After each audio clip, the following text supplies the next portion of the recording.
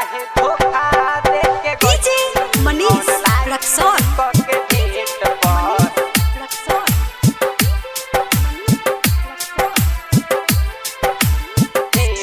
प्यार कइले रहलू रानी हमारा के देखी नेट पर ये जान प्यार कइले रहलू रानी हमारा के देखी नेट पर काहे धोखा देख के गइलू ऑनलाइन के भेंट पर हो प्यार कइले रहलू रानी हमारा के देखी नेट पर काहे धोखा दे के गइलू ऑनलाइन के भेंट पर हो काहे धोखा देके गइलू ऑनलाइन के भेंट पर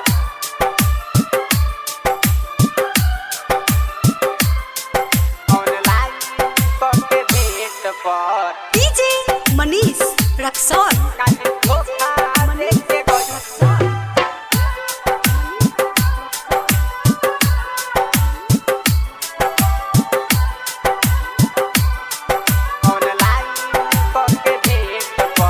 हमारा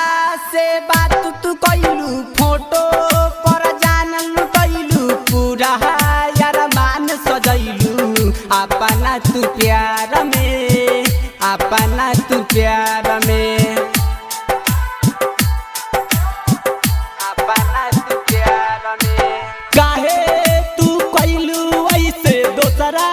के रहू जैसे सबर ना कइल गइल अपना प्यार में अपना प्यार में कइले रहनी सच्चा प्यार रह गइनी हम रेट पर काहे धोखा दे के गइलू ऑनलाइन के भेंट पर हो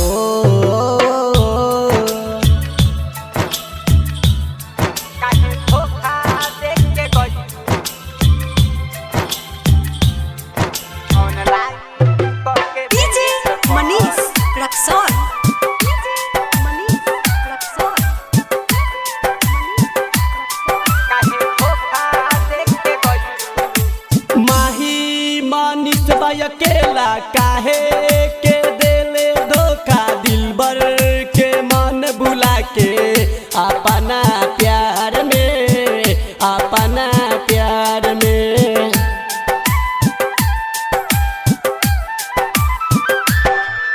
नीरज के घर बसैलू जीतू